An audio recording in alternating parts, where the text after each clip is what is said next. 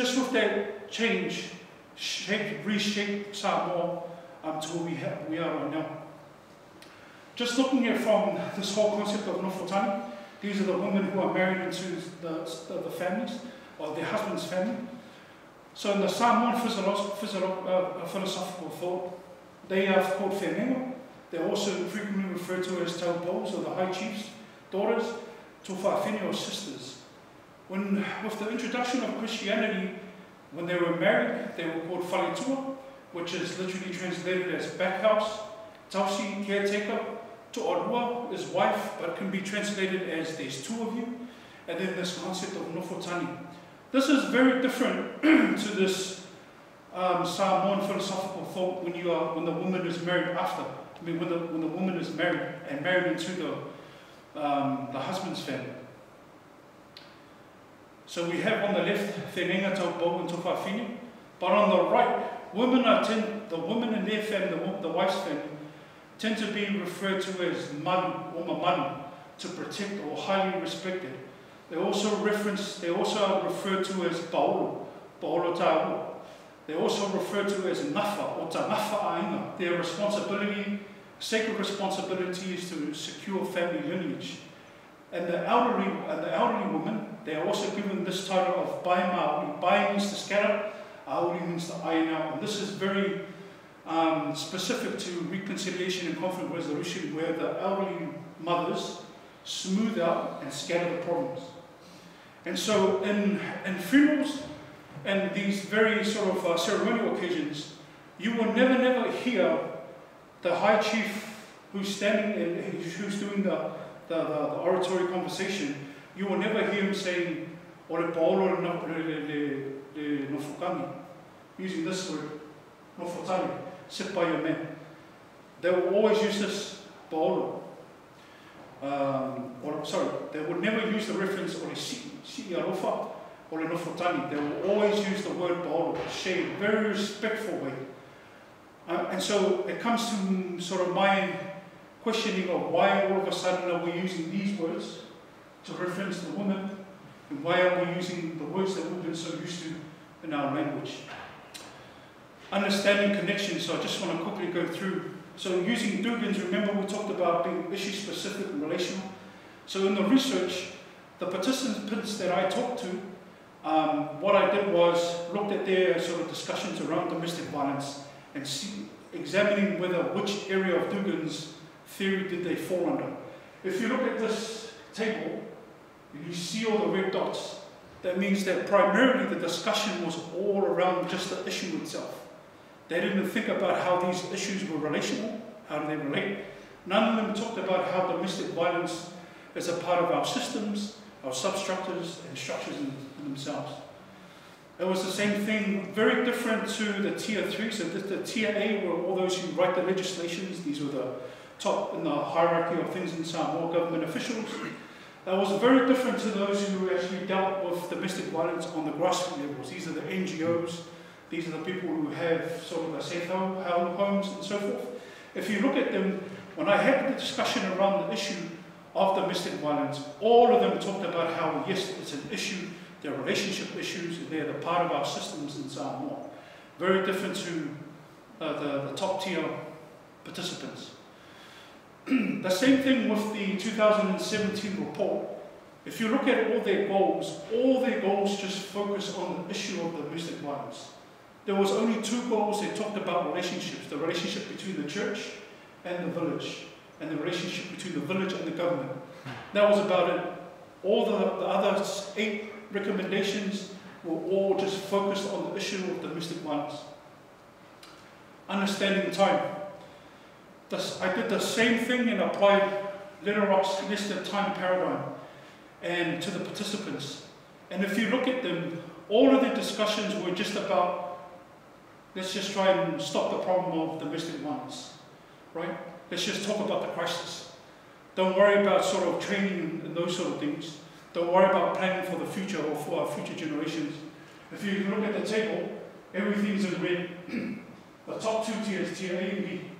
If you look at the bottom tier, so starting from 11C all the way down to 15, all of them saw that yes, we have an issue.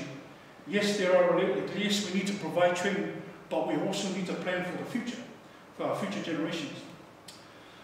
And again, if you look at the report itself, and apply Lederock's nested time paradigm, all of the goals as well is just focused on training and crisis. And now when I compared this report to earlier reports, we were just recycling the same efforts of let's just deal with the crisis, let's put a bandage over the problem, and let's just recycle those trainings that we've done again. Nothing to look at sort of how can we change the future and have a generational vision. So then it prompted me to kind of think about a model. And I've labeled it the 3R model. And one of the things that I wanted to do was to make the invisible visible. And what I meant by this was, on the right side, you see Galton's violence triangle. Direct violence, structural violence on the bottom. Direct violence is visible. Cultural and structural violence is invisible. However, from a Samoan's perspective, or from an indigenous perspective, our culture and our structural institutions, they are very visible. Right? They are very, very visible. But the problem of domestic violence is still invisible. We can see that the rates of reporting rates, because domestic violence in Samoa is still treated as a private matter, right? So to me, that's still sort of very invisible. So from a Samoan's perspective, one of the things that I need to do for the first phase is to reframe our thinking around making our addressing our structural and cultural institutions. So phase one is to reframe. Phase number two is to relocate. Now here's where I adapted Galton's topology of violence on the right, but also including Dugan's nested theory of conflict. So here on the right, the top tier is the issue. Let's concentrate on the issues. And then on the bottom, we look at sort of those structural changes. But again, if we look at from an indigenous perspective, from a Samoan's perspective, we need to deal with our structures. We need to deal with our cultural institutions and our structural institutions first. And if we deal with those things, the relationships and the issues should organically reconcile themselves. Okay, so here we apply sort of Dugan's nested theory of conflict. Now, and that phase is called relocating. So it's relocating our understanding that, look, okay, now we're going to make these things visible, our structural and cultural institutions visible, but let's also relocate where these systems are. Let's concentrate on our structures first, and then that should help deal with our direct violence problems. So, restoration. So again, from a Western approach, the 2 to 6 months should be dealt with the issues, and then our structural institutions are going to take a little bit longer. And so I've applied all three theories in this model. But if we look from an indigenous perspective, right, all our time, because since culture and our structural institutions in Samoa, it's going to take time to change. That's where I believe we need to focus our energies. And so instead of having sort of the crisis intervention at only 2 to 6 months, the crisis intervention should be 20 plus years. Yeah? Because it's going to take time to change mindset.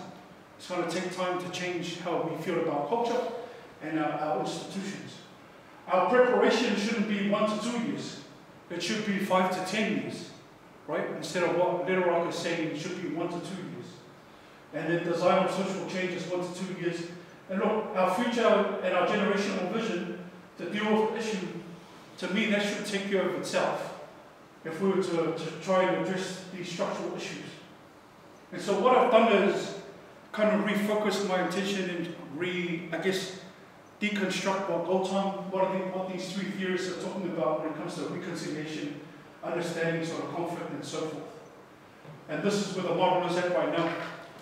I've also started to think about that there are also other models when we speak about Pacific Island cultures. For example, there are triangle structural and cultural institutions that were introduced into our societies. Yeah, so pre and post structural. And our structural institutions, there are spiritual elements to it. there are environmental elements to it, and then there's that human component as well. And so this is what I feel is another part that's missing from Gold Tongues that's very unique to Pacific Island culture. Same with our cultural violence. There is a spiritual environment, and there's that, the last part is that human aspect. And so one of the things that I'm redeveloping right now is trying to test this theory back in Samoa to see what sort of what ways we can try and reassess this basic triangle and flipping it up and dealing with our most visible institutions in Samoa, which is our structural and our cultural institutions. And I just want to finish off with this picture. I don't know if you've seen this picture before, but it kind of puts to mind what generational thinking is all about. Right now, I feel like the Samoan culture has their backs against each other when it comes to understanding what we, as I guess Samoan academics, are trying to do. But it's at a cost, and it's at a cost of our future generations. And I think when it comes to peace and conflict, one of the Achilles' heels of peace and conflict is we try to deal with the now. We just want to solve things now. And we don't really think about how can we plant the seeds, even if I don't see what's going to happen in another 20 or 30 years, even if I'm not going to be here for 50 years, but have the faith that whatever I'm doing right now will inform these two kids, these two children in the future.